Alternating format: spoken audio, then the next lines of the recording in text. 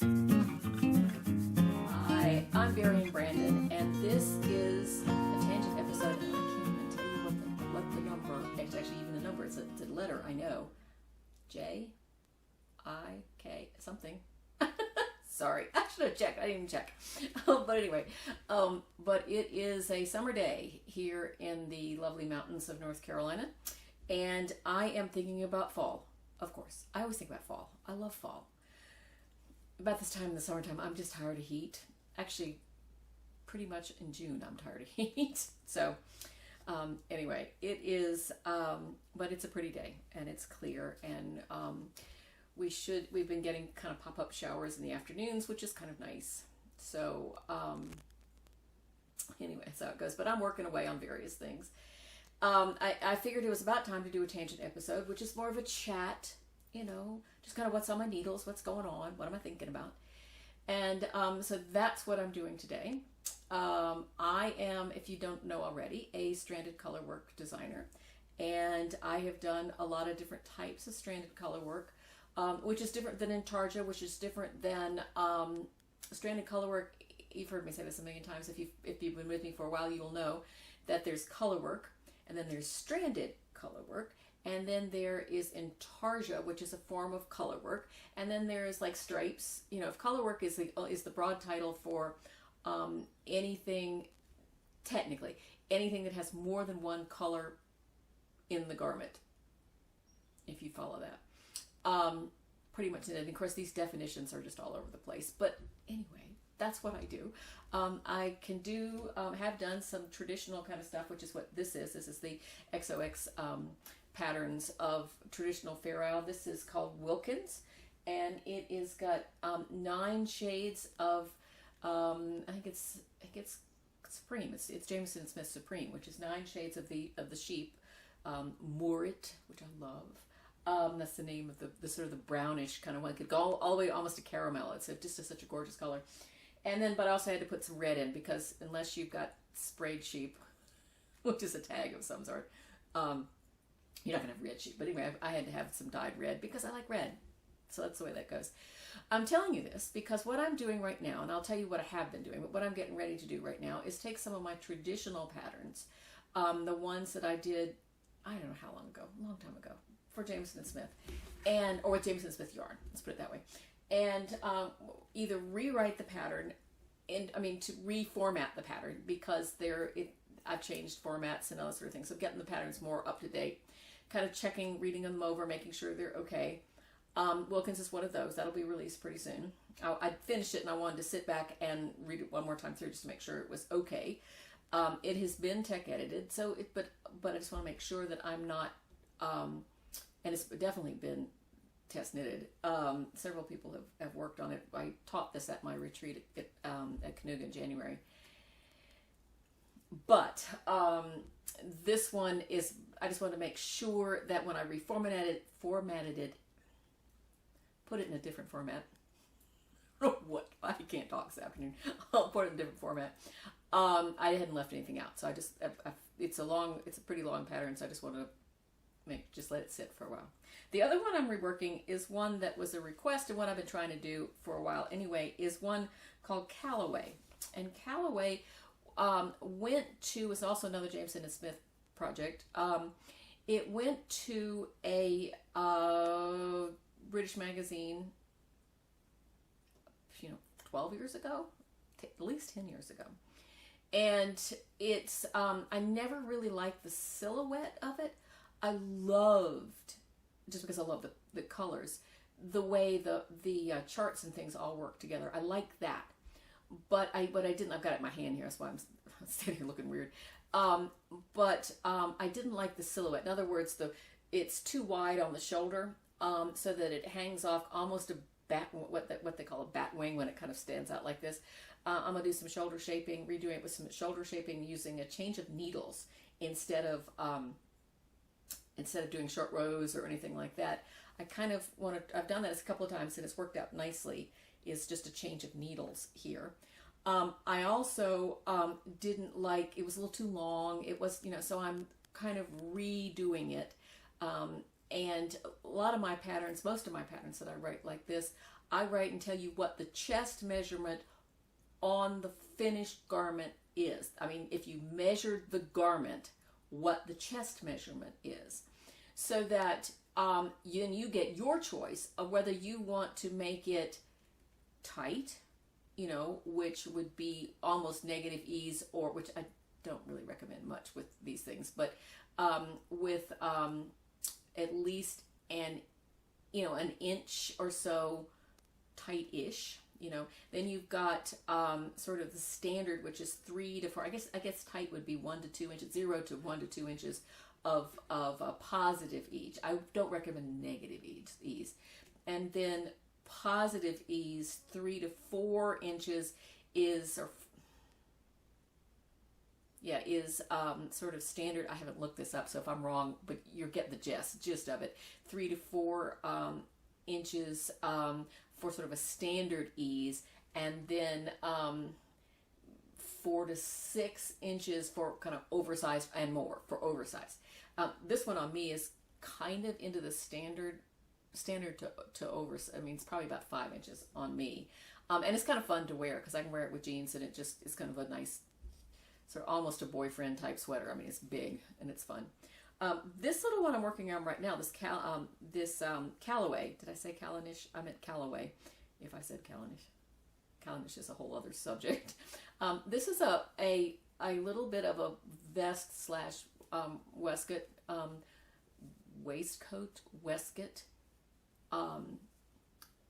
You get the idea.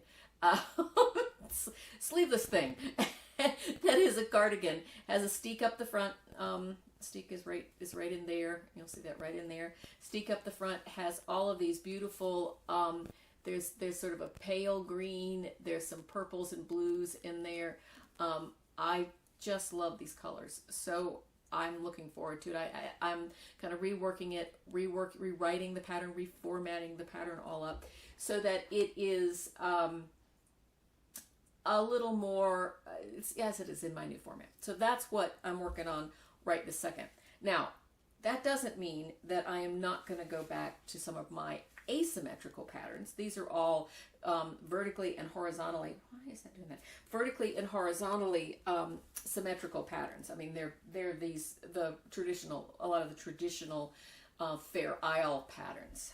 But I also do different types of color work. This is a swatch. If you follow me on Instagram, you'll see that I've got a swatch, a shawl called Familiars. So this is the swatch, and you'll see that this is definitely not a symmetrical pattern.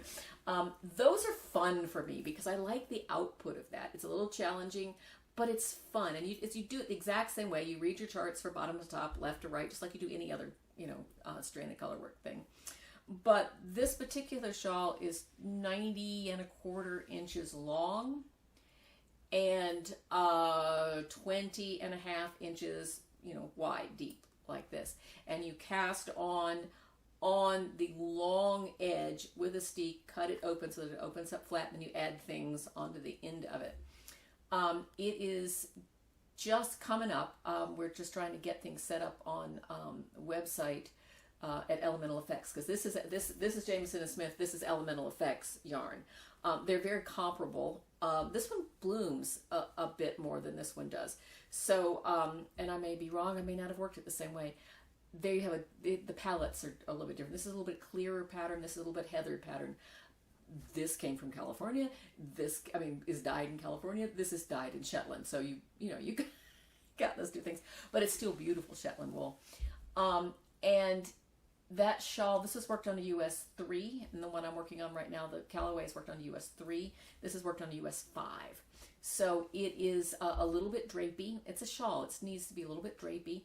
It is currently, we went at the National Needle Arts Association in Cleveland this summer. We sold some kits, because this is by kits, because, in order to do this, you really have got to have, these colors, the gradations, and it would take, you'd have to go, I guess you could use another yarn company's colors, or use different colors from Jean, who runs Elemental Effects. But what we're doing is selling the kit in these colors.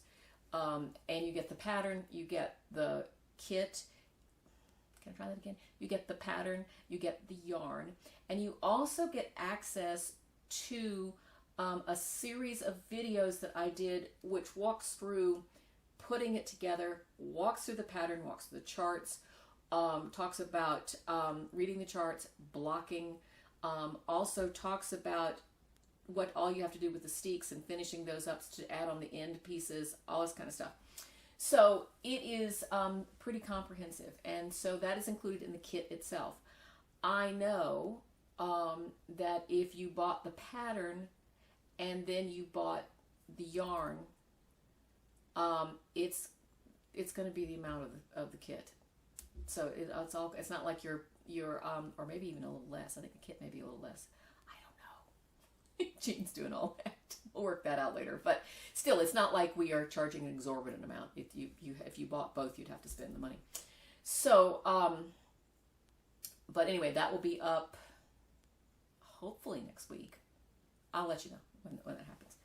But this is Sunday, so maybe tomorrow, Wednesday, or something like that.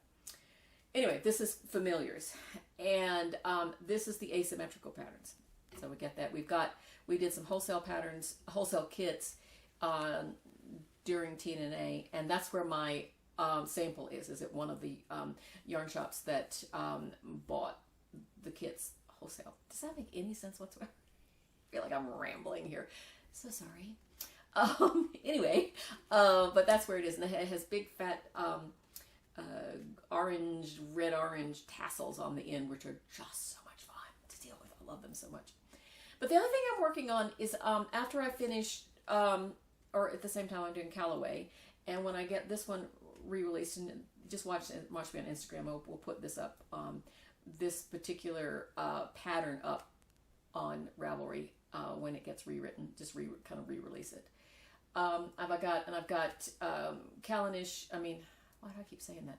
Calloway, and probably Winterberry I will redo, and maybe Eastlake. I am not sure, but those are all stranded. Those are all stranded vests. So we're going to bring back the vest, the stranded. If not that it went away any place, but we're going to bring it back. Anyway, I'm being silly. But the other thing I want to work on is a series of cardigans that are asymmetrical. Is that grammatically correct? I think so. That cardigans are asymmetrical. So it'll be something similar to this, but different. So I'm thinking I've got some ideas for it. And it's kind of working that out through my brain right now, looking at charts and how I can adapt them and do all that sort of thing. For just a standard, probably drop shoulder, augmented drop shoulder. What is the word I'm looking for? Modified drop shoulder, where it's not dropped down here, it's more up on your shoulder, so it doesn't look quite so wodgy underneath and all over the place. I'm now rambling. Anyway, I just miss talking to you guys, so I just thought I would come and talk to you guys for a while. But that's kind of what I'm working on right this second. As far as other news, bears got into the trash the other night. That was fun. My husband left to go do something, and he calls me, and I'm thinking, why is he calling me from the driveway? And so he says, bear got into the garage. Not the garage, got in the garbage. So I had to go put on gloves, the gloves we do, I do when I handle meat and that kind of stuff. Just latex gloves, and went and had to pick up all the stuff that was all over the straight out all over the driveway. They were hungry. It's summertime. So anyway, so that's all the exciting stuff around here is that. I'm shooting some shots for a cowl I did for Mountain Meadows. It's for their club. So if you are a member of the Mountain Meadows yarn club of some sort, I can't show that to you until I promised her I wouldn't do anything with it until she got her her packages off to her group. So you'll get it in there. And it was a bit of a challenge design-wise, but I think I did okay. It's fine. But I've got to go shoot that this afternoon. It's nothing like shooting winter stuff when it is summer outside, when everything is green outside, and you don't want to. You look kind of stupid sitting there going, "Oh, this is so cold," and it's like green all around, and not evergreens all around behind you. So I'm going to go find something of an old barn or an older like log cabin kind of house or something to put this up against, so that I don't have to have outside greenery. You get my point. I'm rambling again. I think I better quit. So anyway, that's it from me. And so thank you guys for listening. Sorry, this has been kind of scatterbrained, but thank you so much for listening. Thank you for coming back. Thank you for all that you do to further the proliferation of stranded colorwork knitting, which is I love. And if you're just watching me jabber and you haven't tried yet, you need to try, because it is so much fun to work on. It's so addictive. So speaking of addictive, it just reminded me, was one of my instructors. Getting ready to have registration up for the Canuga Knitting and Quilting Retreat, which is in January. That should be up in the next couple of weeks, so I'll tell you when that goes live. So anyway, that's enough for me. I'm very Brandon. Have I said that before? I'm very Brandon. Oh, great. And I am, you can find me in all the sort of usual places, except for, well, you can find me there, but I'm very Brandon on just about everything, except for my website, where you can find all my videos and everything there is at brandonknittingdesigns.com. And then my Facebook. My Facebook page is Brandon Knitting Designs. So, okay. Thanks, guys. Bye-bye.